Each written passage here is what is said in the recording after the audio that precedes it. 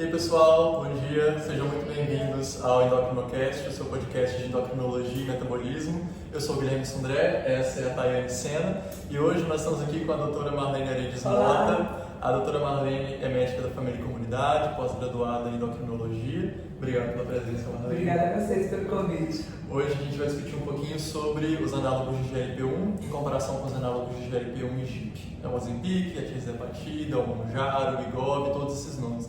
Tema super atual, né, doutora? Demais, dá conta. Todo mundo fica ansioso aí com as tais canetinhas emagrecedoras e a gente vai ver hoje o que tem de evidência. A gente trouxe uns artigos para poder discutir com ela em relação a valores, explica um pouco, em relação a valores, em relação à eficácia. E você quer começar perguntando alguma coisa? Tem as primeiras perguntas, né? Você já quer começar? Tá, então a gente sabe que é um tema que todo mundo tem muita curiosidade, porque todo mundo fica nessa de será que posso usar, mas será que vai dar algum prejuízo? E aí tem muita questão sobre a diferença entre o Ozempic e o Mounjaro, né? E a gente queria entender as diferenças no mecanismo de ação da semaglutida, que é uma agonista de GLP-1, e da tirzepatida, que é uma agonista duplo, né, do GIP e do GLP-1, e os seus diferentes resultados assim, né, na perda de peso. Por que tem essa diferença? Até por causa da diferença dos valores também que tem? Entendi. Então, assim, bastante pergunta aí, né? Mas, enfim, o próprio nome da classe, ele já indica o mecanismo de ação. Então, a gente tem aí o semaglutida, né? Como você mesmo disse, que é o análogo de GLP-1. Então, ele vai mimetizar esse hormônio, né? Que é um hormônio comum, é um hormônio nosso, é um hormônio que a gente produz. Então, e é bem legal que esse hormônio, ele tem uma meia-vida curtíssima. E o que as medicações fazem é deixar esse hormônio sintético com uma meia-vida muito maior. Então a gente já começa com esses benefícios. Quando a gente tem a tirzepatida, que é a nova medicação agora usada também para emagrecimento, a gente tem ela duplo, né? A gente tem a analogia duplicidade, tanto de GLP-1 quanto de GIP. Essas duas substâncias, elas agem de forma bem parecida. Só que a gente vai ver que com nuances diferentes, né? No caso especificamente da tirzepatida, onde a gente vai estar comparando, a gente tem uma afinidade muito maior pelos receptores de GIP com essa medicação. Então, os estudos ainda estão em andamento, mas já se prediz, né, por que essa medicação perde mais peso e também por que essa medicação tem até menos efeito colateral. Não foi colocada aí, mas essa medicação sim, ela é menos passível de efeitos colaterais. Tem mais alguma coisa aí que eu esqueci, Tainá? Você falou do mecanismo de ação. E você falou também. Isso, e você perguntou por que talvez ela perca mais peso. Isso. Então, a gente tem duas explicações mais plausíveis, inclusive está nesse artigo, né, o SURMALT, que é um artigo que tem aí conduzido, né, os estudos dessa medicação. Primeiro, que a gente tem receptor, tanto de GLP-1 quanto de GIP, a nível do sistema nervoso central, e aí não se sobrepõe, né? Então, vamos dizer assim, cada um vai tomar o seu caminho. E tem uma outra situação bem específica, parece ser responsabilidade aí do GIP, que é a questão do tecido adiposo, né? Ele tem uma maior afinidade aí no tecido adiposo, promovendo mais lipogênese nesse tecido. Então, aparentemente são por causa desses dois processos, mas cada dia aparecem novidades e graças a Deus novidades boas, né, sobre a medicação. Sim. Respondi? A gente teve recentemente esse artigo da The New England, se eu não me engano foi em maio desse ano. Eles pegaram um grupo de 751 pacientes e, como critério de exclusão, foi excluído todos aqueles com DM2. Então, eles participaram pacientes com obesidade, ou seja, índice acima de 30, ou então pacientes com sobrepeso e alguma comorbidade relacionada, sarros, dislipidemia, hipertensão. E eles pegaram um grupo com a tirzepatida e um grupo com a semaglutida para tentar comparar a perda de peso. Pode passar, por favor? Nesse artigo, a gente tem, no total de 72 semanas, a dose máxima desses pacientes toleradas com a tirzepatida e a dose máxima com a semaglutida. Então, os pacientes que aguentaram a dose máxima da tirzepatida foram 15 mg, quem não aguentou os efeitos colaterais foi para 10. e na semaglutida 2,4, quem não aguentou essa dose, 1,7. E ao final de 72 semanas, a gente teve uma perda de peso do grupo da tirzepatida de mais de 20% e da semaglutida apenas ali de 13,5%. E uma diminuição da circunferência abdominal do uso da tirzepatida que passa os 18 centímetros, enquanto que na semaglutida fica ali entre 12 e 13. Isso é um fator decisivo hoje para começar esse tipo de medicamento no paciente. Esses dados eles são suficientes para poder escolher a tirzepatida e não a semaglutida? Eu posso já falar que o Mounjaro ele é melhor do que o Ozempic? Os estudos mostram que sim, né? Então, assim, para a questão da obesidade, a gente tem resultados surpreendentes, né? Ali é uma média, né? E a gente, como você mesmo disse, né, que chegou até 20% de perda, mas em alguns pacientes chegou até 30%, né? O artigo traz isso aí. Então, assim, para perda de peso, sim, é uma droga muito mais potente. Então, inclusive se ela tem as mesmas indicações, as mesmas contraindicações relacionadas à SEMA, a gente se pergunta, por que não então, né? Se eu tenho uma medicação que realmente você tem perda superior, né, de peso aí. E com isso a gente tem diminuição de vários agravos, que eu acredito que a gente também vai abordar sobre isso. Então sim, né? Então, para a sua pergunta, na minha opinião, é sim. Eu tenho uma droga superior à semaglutida. Agora, a gente individualiza isso? Individualiza. Não sei se tem essa pergunta. A grande questão hoje da prescrição dessas medicações se chama custo, né? Que não é disponível aí, a gente não tem essa disponibilidade no SUS. E aí, os nossos pacientes, né, eles não têm, às vezes, condição de arcar com essa medicação.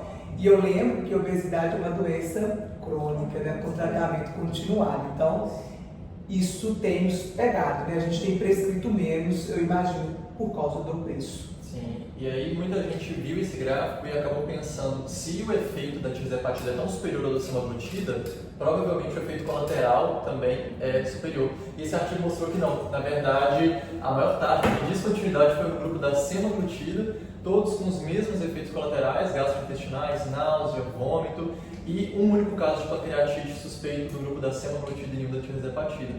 Esse caso da pancreatite, ele é um medo que esses pacientes vêm no consultório relatando? É um fator de impedimento para prescrever? Olha só, primeiro, né, a gente, na nossa anamnese, a gente tem que perguntar se o paciente teve história de pancreatite, mas com o uso da medicação. Então, às vezes o paciente chega para mim e a gente conversando sobre a avaliação do seu tratamento e eu pergunto, tem história de pancreatite? Se teve, em qual momento, né, que teve essa pancreatite?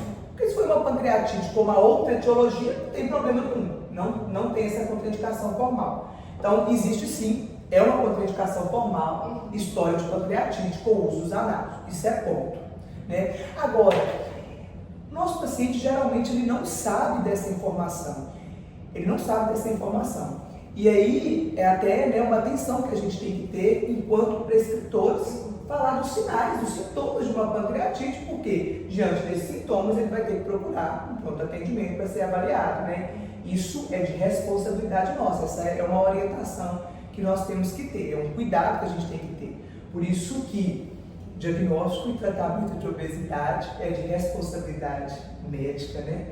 Então, assim, eu não vejo essa preocupação com a pancreatite, não vejo essa preocupação dos nossos pacientes, mas é uma preocupação que, né, a gente teve no grupo de 750 pacientes, um com história de pancreatite e mesmo assim com a semaglutida, mas é uma preocupação. Então a gente tem que fazer as devidas orientações, né, para avaliar melhor e que esse paciente ele tenha mesmo tratamento dessa obesidade da melhor forma possível sempre, com muita responsabilidade. Vocês estão de Claro.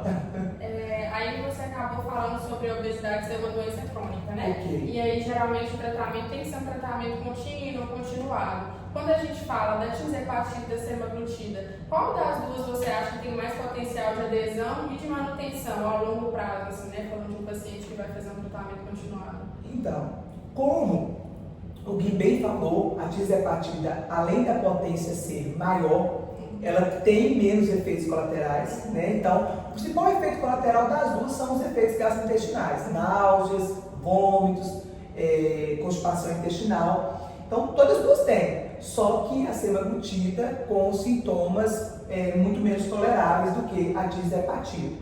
Então, por causa dessa segurança, por causa dessa tolerabilidade, também no quesito efeitos colaterais, a tisepatida aí desponta, né? Então, é uma droga, sim, que a gente consegue ter mais adesão por ser, né, por ter menos efeitos colaterais no seu uso, né?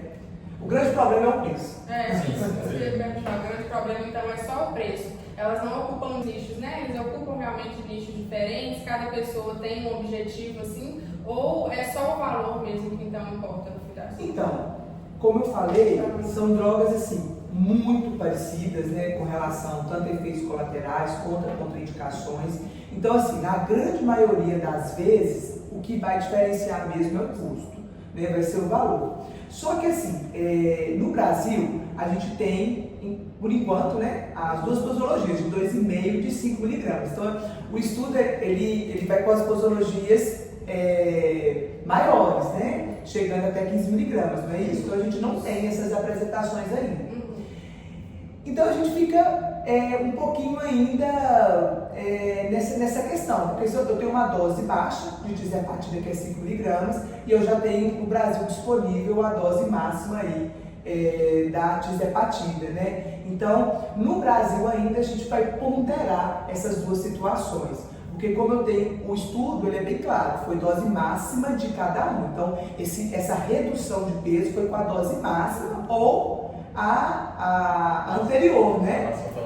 A máxima tolerável. Então, assim, no Brasil a gente ainda tem essa questão de dose. A gente não tem a tisepatida disponível de 15 miligramas.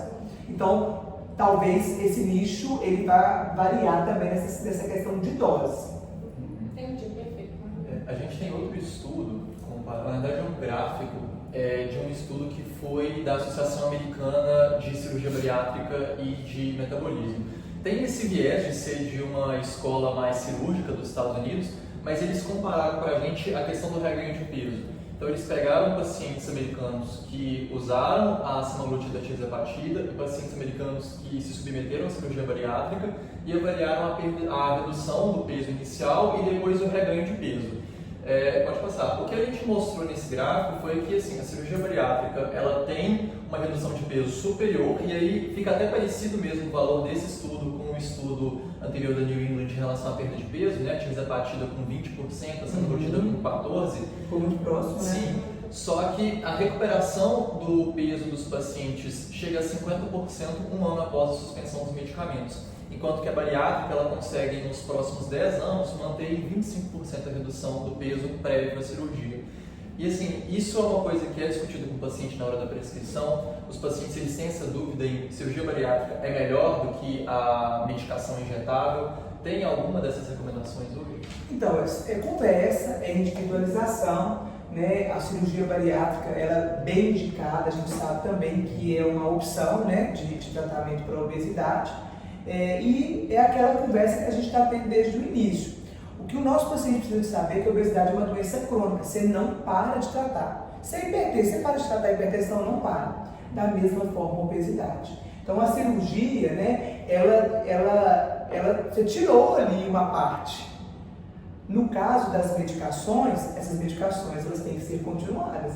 Então o paciente perdeu peso, mas parou com o tratamento, não é assim. Não é assim que a gente faz. A gente tem que ter a questão da manutenção da medicação, pelo menos por um tempo, acompanhar esse paciente. O paciente voltou a ter reganho e volta com a medicação. Ou seja, obesidade é uma doença crônica e tem que ser tratada de forma continuada. Eu imagino que esse reganho com as medicações seja por isso. A pessoa perde o peso, acha que pode ficar, resolver o problema. E infelizmente não é bem assim, né? A gente mantém esse tratamento, às vezes sem a droga, né? Mas pelo menos com esse acompanhamento. E de novo, se tiver um reganho, a gente retorna aí com essa medicação ou que seja algum outro tratamento medicamentoso. Uma coisa importante desse estudo é que nos Estados Unidos a cirurgia bariátrica é paga e aqui a gente tem ela fornecida pelo SUS. E lá nos Estados Unidos 42% da população se encaixa em sobrepeso e obesidade, então tem um pouco desse viés também nesses estudos. Aqui no Brasil, como a gente tem acesso à cirurgia bariátrica pelo SUS e o medicamento ainda é pago, o único impedimento então seria realmente o peso. E aí, se eu tiver um paciente que tem a indicação tanto da bariátrica e ou da caneta, e ele tiver condição de pagar, eu vou para a caneta, então é uma efetividade maior do que a bariátrica? Então, isso é conversado, né? Esse é conversado. Então, a cirurgia, de novo, quando bem indicada, não é que eu sou contra a cirurgia, mas quando bem indicada, é um tratamento excelente, né? Se é bem indicado, se não tem contraindicação, é um tratamento excelente, mas é uma cirurgia, né? A gente sabe que qualquer cirurgia tem potenciais aí, tem muito risco, né? Qualquer tratamento cirúrgico. Então, e o nosso paciente, ele sabe desses riscos, ele vem com esses riscos. Então, muitas das vezes a gente vai tentar uma outra via que não seja bariátrica para ver se ele consegue aí, né, recuperar essa condição de saúde, sair dessa questão aí de obesidade, né? Então, é uma conversa mesmo, é uma decisão médico-paciente, obviamente. A gente indica, mas não quer, a gente dá as opções, né? Mas não quer dizer que o seu paciente vai se sentir confortável com uma ou com outra. Então, é uma conversa mesmo que a gente vai ter. Agora, infelizmente, né, os nossos pacientes, a grande maioria dos pacientes que tratam 100% do SUS, muitas das vezes vai ter, como a gente falou, a dificuldade aí de estar mantendo, né, de custear aí esse tratamento, né, que realmente ele é muito caro. Então, Marlene, a gente sabe que assim, a questão da perda de peso, todo mundo querer perder um pezinho e tudo mais, isso é muito popular na nossa sociedade de maneira geral. E existe muito uma dúvida se existe problema no uso das canetas só para perda de peso, assim, só para obesidade, sem nenhuma questão de diabetes, sem nada. Você acha que teria algum problema nisso? Então, deixa eu só ver se eu entendi sua pergunta. A pessoa ela não é obesa nem tão sobrepeso, quer perder uns 3, 5 quilos só para ficar mais bonita de vestir. Seria essa a pergunta. A gente não tem indicação dessa medicação nesse sentido. Não é indicado. As indicações são bem claras. Obesidade, e a gente ainda mantém, né, no geral, tá para mudar isso, né, mas a gente ainda mantém a métrica como valor de IMC acima de 30 ou sobrepeso associado a comorbidades. Então, a indicação é essa, né? Então, se você quer ficar bem aí com o seu vestidinho, você tem que usar outros métodos que não sejam as canetinhas.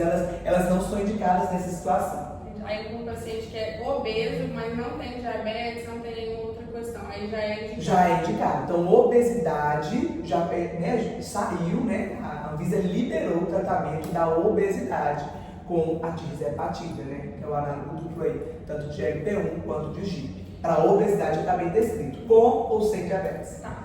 E aí, se o paciente ele é obeso, está querendo fazer o uso da caneta, mas ele não está fazendo um acompanhamento médico certinho com o uso da caneta, os riscos eles são muito consideráveis? Está tudo errado, né? Hoje, as canetas elas são liberadas nas farmácias de grande rede através de prescrição médica. Então, não pode ser vendida mais. Então, o que a gente tem visto assim, as pessoas usando de forma irregular, é o tal do jeitinho brasileiro, né? Então, tem pessoas manipulando, se a patente nem caiu, o povo já está manipulando, não pode, né? Tem droga vindo de fora, sem nenhuma fiscalização, né? Na clandestinagem mesmo, então você não sabe do armazenamento dessa droga, como é que foi armazenado, como é que não foi. Então, assim, pessoal, é uma loucura, né? Isso é uma falta de responsabilidade com você mesmo. Você não tem. Então, só foi liberada a venda nas grandes redes e diante de prescrição médica. De novo, diagnóstico e tratamento é de exclusividade de nós médicos, né? Perfeito. Tem um outro estudo que foi publicado pela Associação Paulista de Medicina, na verdade não chega a ser um estudo completo, né? Assim, um resumão, né? Sim, eu não conhecia, eu achei muito legal essa desmandagem. Eles pegaram, na verdade essa comparação é mais do final do ano passado, então às vezes o preço mudou um pouquinho, mas eles pegaram as principais canetas que estavam disponíveis para o emagrecimento. E aí foram só canetas mesmo, não tinha o valor do Rubels, por exemplo, e o oral, né? E na época, as drogas, nenhuma abaixo de R$700, né? A gente tem o Wegovy de 2,4 miligramas, sendo a mais cara na época, passando de R$1.700, o Ozempic de 1 miligrama na casa dos R$1.000, o Mounjaro chegando ali perto dos R$1.700 e o Saxenda, que é de uso diário, ali de R$700 a R$750. Todos são extremamente caros. esse preço, ele é um fator que muda muito na hora de escolher o medicamento? Eu poderia, por exemplo, escolher entre o Ozempic e o Wegovy. O valor é a única coisa que muda ou existe alguma diferença entre essas marcas que justifica esse valor? Não, assim, inclusive já diminuiu o valor, tá? A gente tem agora, né, a Saxenda, a AMS patenteou, né, a liraglutida, então os preços caíram consideravelmente, deve ter mais ou menos uns 30 dias, mas mesmo ainda assim é caro. A gente tem também a Wegovy, ela diminuiu um pouco de preço, mas mantém-se acima de R$1.000, e realmente é muito caro. Então, como eu venho falando, conversa, você sentar com o seu paciente, você mostrar. Não tem como eu falar que a Mounjaro não é mais potente, porque ela é mais potente. Não tem como falar que ela tem menos riscos de efeitos colaterais, porque tem menos riscos de efeitos colaterais. Mas obviamente eu vou apresentar o preço. Uma prescrição que o seu paciente vai guardar não vai adiantar nada. Né? Então, a gente coloca assim, eu abro o site das principais farmácias, na minha prática clínica, eu avalio os preços do meu paciente que vai decidir nessa situação. Então, veja bem, é uma decisão compartilhada, né? O paciente tem indicação, não tem contraindicação da medicação, o próximo passo é avaliar a questão do custo. E uma dúvida, mais uma dúvida pessoal mesmo. Se na prática clínica o paciente estava fazendo uso, por exemplo, da semaglutida, do Ozempic, e ele quer uma medicação injetável, mas mais barata, eu poderia trocar a semaglutida pela liraglutida, passar de uma caneta para outra, ou o tratamento ele é continuado só com uma droga? Não, eu posso. A qualquer momento, desde que não surja nenhuma contraindicação neste período, a qualquer momento eu posso fazer a substituição, né, de uma droga para outra, né? Então, isso vai depender mesmo do caso, do seu paciente, né, do que ele quer, mas posso sim, a resposta é sim, a gente pode fazer esse trâmite aí, né, se não tiver, obviamente, até surgir alguma contraindicação ao uso das medicações, que são os mesmos, né? Tem algum panorama próximo assim, para redução dessas medicações em questão de valor, assim, mais uma quebra de patente que está perto? A gente viu que a liraglutida caiu o preço recentemente. Tem expectativa aí do Mounjaro diminuir o preço, do Ozempic diminuir o preço? O Mounjaro eu acho que não, né? O Mounjaro é novinha, né?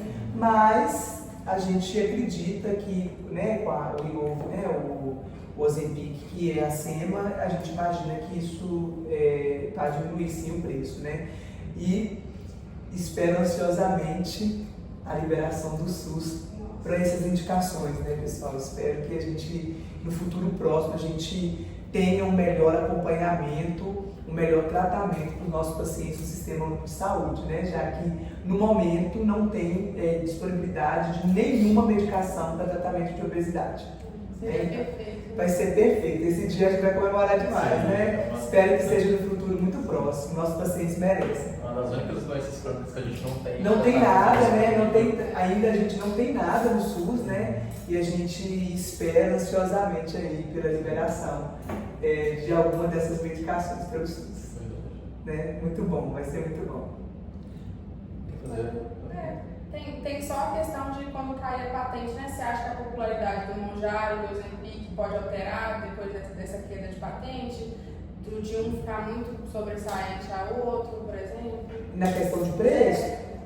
Bom, concorrência é tudo, né? Concorrência para o consumidor é importante demais, né? Então, quem sabe, né? A gente vai ter aí uma queda substancial, assim, uma boa queda aí no preço, né, da SEMA, depois de tantos estudos, né? Às vezes, para concorrer ali no mercado, quem sabe? É uma esperança. Eu não descarto, né? Mas não dá para a gente saber, né? Não dá para a gente mensurar como que vai ser daqui para frente, e a gente já está chegando aí uma outra medicação, né? Está em fase de estudos aí, que é o TRI, né? O TRI, que aí a gente vai ter análise de LP1, de GIP e de glucagon. Então, assim, só tem crescido, né, o tratamento para obesidade, isso é muito importante, né? É uma doença que impacta demais, negativamente. Então, a gente tem visto aí que o pessoal tem investido pesado nas pesquisas e tem mesmo investido, né? Isso é qualidade de vida para os nossos pacientes. O que a gente vê, assim, recentemente é que a liraglutida, mesmo mais barata que a semaglutida, ainda o Ozempic é mais popular.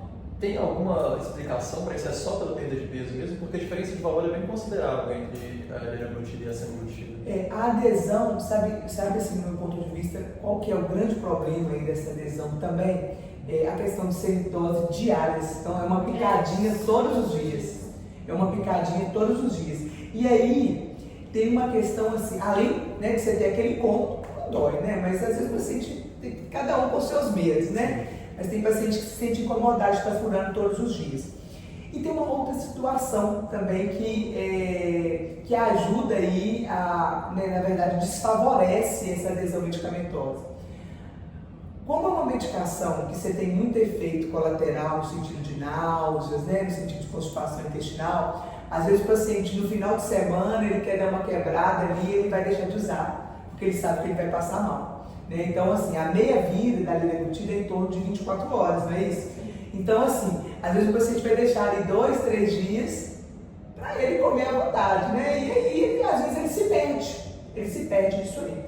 Quando a gente tem uma medicação semanal, a gente corre menos esse risco de procrastinar, né? Então, assim, você tem esses fatores ainda da liraglutida que desfavorecem o tratamento dela. Mas a gente não pode desmerecer, né? Também é uma medicação que a gente tem aí que promove bons resultados também para a obesidade com o menor custo, né? Particularmente eu prescrevo muito liraglutida, pensando obviamente no preço, e a gente tem bons resultados. Foi a primeira aprovada, né? Foi a primeira aprovada, né? Victosa, né? A Victosa. Foi a primeira aprovação, né? Aí são doses diárias, daí a gente vai fazendo escalonamento semanalmente, né? Então, assim, também é uma boa medicação. Vieram outras melhores, mas ainda assim a gente prescreve, né, principalmente pela questão do custo. Hoje todas as canetas elas já estão disponíveis assim pela liberação da Anvisa ou tem alguma que a gente usou off-label ainda? Não, todas elas, a tirzepatida foi a última, né? Mas todas elas são tratamentos label para a obesidade, né? Então todas elas estão certinho aí. Que bom. Tem uma dúvida que me veio agora, que essa pessoa está fazendo uso das canetas principalmente para perda de peso. E aí já perdeu o peso que ela gostaria e tudo mais, mas ela queria continuar o tratamento porque é uma doença crônica. Ela poderia fazer uso das que tem comprimido, que eu sei que tem um potencial de absorção menor e tudo mais, mas pode. Não teria aplicada. Pode. Então assim, depois que o paciente perde peso, né, e a gente tem que continuar com esse tratamento, como tanta gente tem falado, a gente pode fazer essa troca, né? Às vezes o paciente se sente mais confortável com o uso, né, no caso da semaglutida oral, pode, não tem porquê não. Então você vai fazer o acompanhamento ali, teve reganho, às vezes você vai precisar de voltar com a dose anterior, né? É tudo acompanhamento mesmo, mas que pode. Uma coisa estranha é que assim, tem a questão do comprimido, que a posologia é muito mais viável para o paciente, e a caneta ainda assim é muito mais popular do que o comprimido, né? Inclusive poucos pacientes que usam o comprimido, né? Poucos pacientes que usam o comprimido. Na verdade, né, igual eu falei, a gente não explica, mas se aplicar uma vez por semana é muito tranquilo, né? A canetinha, a agulha é muito fininha, 4 milímetros, então assim, praticamente zero dor, né? Então, não tem por que também não usar a medicação injetável, não sei que a pessoa tem mesfobia, né, de agulha, né? Mas é bem tranquilo. Geralmente o resultado é tão bom que as nem preocupa com a piada. É muito bom. A gente fica muito feliz, né, de ter uma medicação, né, de ter medicações tão boas, né, quanto essas. Esse é um ganho muito grande na formação de vocês. Né? Então, assim, eu formei há mais tempo, a gente não tinha nada disso, né? E agora, com a evolução desse tratamento de obesidade, assim, eu me sinto feliz. Eu tenho prazer de prescrever um tratamento bom, um tratamento seguro.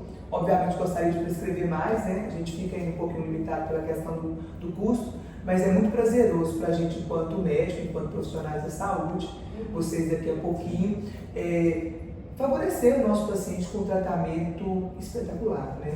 Muito bom. Muito rápido, né? Evolução muito rápida, com muita segurança, né? Com muito benefício cardiovascular. Então, assim, bom, meus olhos chegam a já mesmo, é muito bom. Doutora, você tem alguma coisa que queira complementar? Porque assim, a gente já acabou as perguntas. Alguma coisa, uma mensagem final? Não, eu acho assim que a gente escreveu bem sobre o tema. Parabéns para vocês aí nessa iniciativa, né, de levar ciências, né? Eu acho que agora eu estou ficando um pouquinho mais instagramável, mas a gente ouve tanto absurdo por aí, né, Tainá? A gente ouve tanto absurdo por aí, tanta informação tirada atrás da orelha, né? Então, assim, é um conteúdo de muita qualidade, eu espero que vocês aproveitem, que vocês deem valor. Os meninos tiveram o maior carinho de preparar tudo isso aqui. Eu tenho mesmo a agradecer vocês pela oportunidade de a gente estar falando de ciência, de uma boa prática de medicina. Eu tenho certeza que todos os convidados de vocês vão acrescentar muito, como vocês também acrescentam pra gente, tá? Vocês estão de parabéns e começaram com um tema super na moda, mas que a gente tem que ter cuidado com esse modismo, né? A obesidade é séria, tem que ser tratada, não pode ser negligenciada, tá bom? E diagnóstico e tratamento é de exclusividade médica. Com certeza. É isso aí, pessoal. Eu vou deixar o contato então da doutora Marlene na descrição do vídeo. Sintam-se à vontade para sugerirem temas para os próximos episódios. Esse foi o nosso primeiro episódio. Todos os temas serão voltados para endocrinologia e metabolismo, mas a gente consegue fazer uma integração entre algumas áreas. Psiquiatria, pode fazer integração com a ginecologia e obstetrícia, então deixem sugestões de temas para a gente. Muito obrigado por terem acompanhado até aqui. Não se esqueçam de curtir e compartilhar o vídeo. Até mais, pessoal. Tchau, pessoal. Foi um prazer.